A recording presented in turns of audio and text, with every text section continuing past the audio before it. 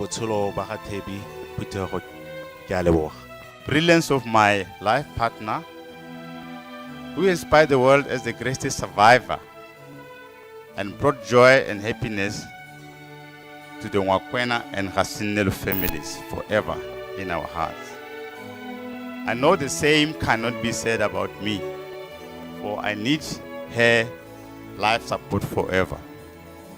For instance, when I was at the law school doing my law degree, there's one subject at UNISA.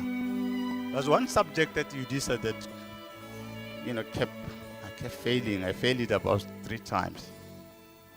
Check the records there. Legal philosophy. Something to do jurisprudence.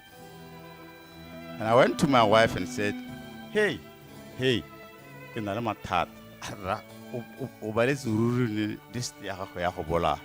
so maybe what we need to do, I'm going to coach you. And she did. She went and picked up a book of philosophy from her mother and started teaching me philosophy. And I can say to you that I graduated from the Law School of UNISA with 6 distinctions. And one of them was legal philosophy. Go and check the records. Go and check those records. And you'll see what I'm talking about. Now my sons, Theo and Matata, always remind and ask me, Dad, why are you always forever reading, studying, working all the time? And I say, I'm inspired and challenged by your mother to continuously improve myself for the family. She said, complacent is the greatest downfall of us. And maybe during our Tswana wedding in Kanye, the pre-wedding session with my close friends, including my cousin, the paramount chief of the great nation of Ba Oloha, Moapare IV, at my friend's place at Bu Constantia. It's the one place. And an unforgettable wedding at the 12 Apostles in Cape Town. I was a little nervous, but I was filled with faith. Faith in Thebi as my life partner. A loving, caring partner. Compassionate, generous, big-hearted, passionate, hopeful person that made my life story possible. And in Zulu, I say, Stando sinhliziyo yami noma kanjani sofasilahla. I say it again. Stando sinhliziyo yami noma kanjani sofasilahla. Re batla bua Setswana ba gaetsho ka re ratiwa pelo yaka. Gona sepe se se ka re kgaoganya forever and ever. Toje ma Belshan a gona se se kgaoganya le mosadi wa me. So she's a living life, and that's why I'm celebrating it. Whilst Thebi and I have been tested by all manner of challenges, Thebi and I stand before you as ordinary living human beings. And I can attest that Thebi and I are optimistic and hopeful about the future of our family more than ever before. Solo fellow Yaro. or without hope. How can na ing wana montle wana mohumi wana wa reng wana le degree tsa bolovo, you are nothing without hope. Personally, I've internalized and embraced Tebi as my life partner. I don't talk about Tebi. I know her. I was taught by her. I was nurtured by her. I'm being taught by Tebi. Now somebody will ask me, how do you know that Olebeng?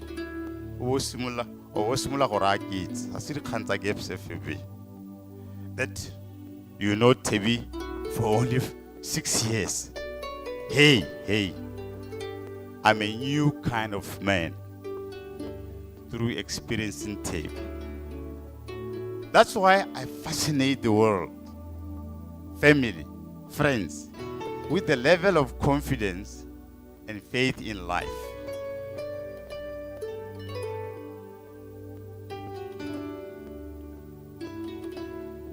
Family and friends, you have never had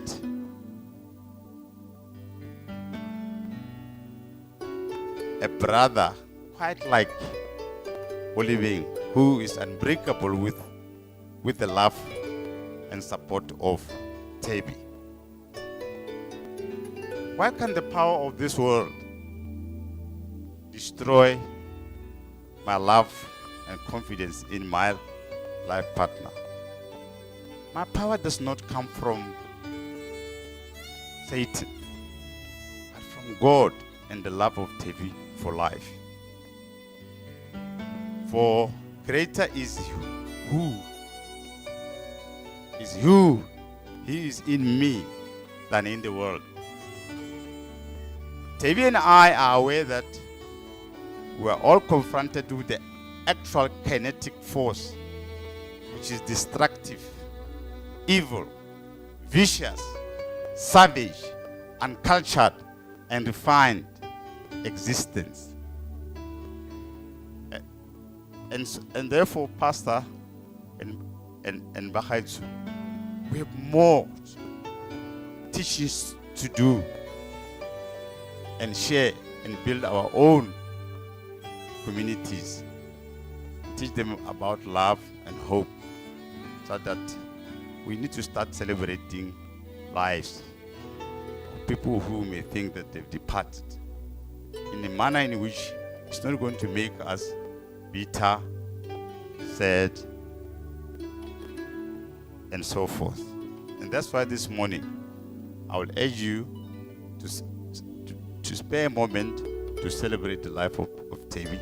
And that should be the takeaway for all of us. And we must change that. Do you agree? Tebi and I recognize that the world has descended so low that we are less than wild animals. As even wild animals will not badly treat others like we treat one another on earth. Do you agree? Tebi and I are aware of the plight of the poorest of the poor and the downtrodden in our society. But there's no excuse and justification for the poorest of the poor, or even the most disadvantaged members in our society, to commit heinous crime in any event whatsoever. I need to repeat that. There's no justification or excuse for anybody who feels disadvantaged and being poor and so forth to commit heinous crime in the name of hunger or for whatever reason. This is not in the embedded interest of the poor and those people who need that help. As the innocent and unsuspecting Good Samaritans, particularly caring, loving women who are mothers, will not help them and will shut them down forever. Shame. Do you agree? But it is not the violence of the bad people that troubles the world most, but the silence of the good people. We must speak out against violence, particularly visited on women. I plead with you, Your Honor, my friend, my mentor, Ramasisi, to actually enact laws that will protect the unsuspecting, caring, innocent women who all they want to do is to share and care for the poorest of the poor, that we must protect them. Rataigua over Timo Malating, Roloko Hongwe, Ropela Pinatidingwe, Your Honor. We must challenge the world with this imperative in the best interest of humanity. Debbie and I are aware that we are far from perfecting the world or even living to the founding creed of love and truth. Debbie and I are alive to the fact that there are different and competing ideas about the methods of burial in this world. But at the end of the day, one has to subject his or her personal beliefs to the moral convictions of the majority in the community in the true spirit of Ubuntu. Do we agree? Most importantly, one has to make final judgment based on his or her sense of justice, community conviction. I've done so. As in the principles of legal philosophy and justice, there's no right or wrong, but good or bad judgment backed by empirical evidence. We are together challenged to do better for humanity. Now, some people can say, why can't I challenge you in this way? Kulibeng, you don't understand my situation. When I want something, I want something. I don't care about what the society says. I'm going to live my world the way I want it.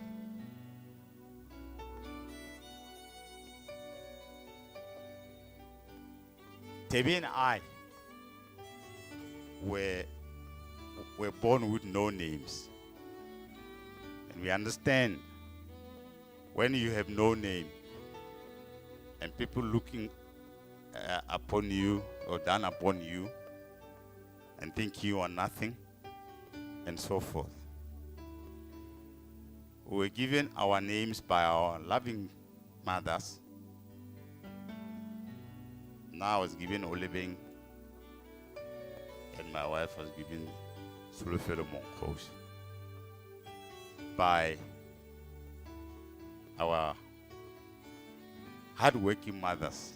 One is Belshani, and one is Kehalale, other KK, otherwise known as my best friend.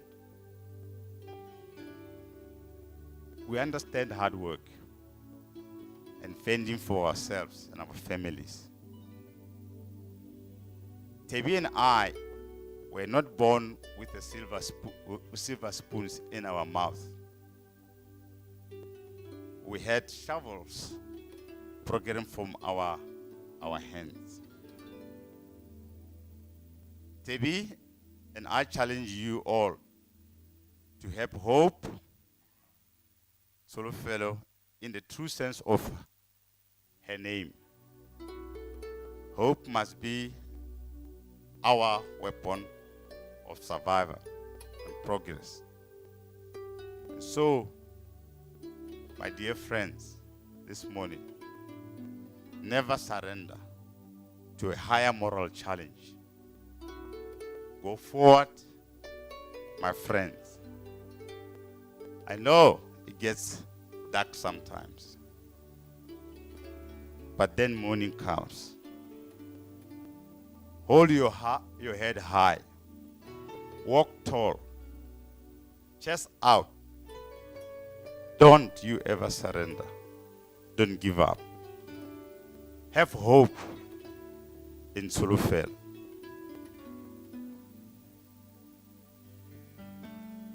Let me take this opportunity. Thank you all for your continued kind support for Tebi and I, plus our families, Theo, Matata, and we will forever be indebted to your kindness. With those few words, I thank you, and I thank you, and I thank you.